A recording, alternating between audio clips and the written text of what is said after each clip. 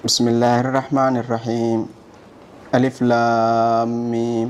ذلك الكتاب لا ريب فيه هدى للمتقين الذين يؤمنون بالغيب ويقيمون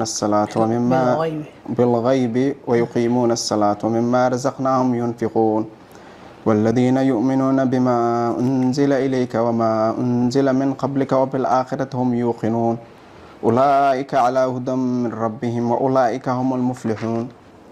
إن الذين كفروا سواء عليهم أأنذرتهم أم لم تنذرهم لا يؤمنون. أأنذرتهم أم لم تنذرهم لا يؤمنون. ختم الله على قلوب.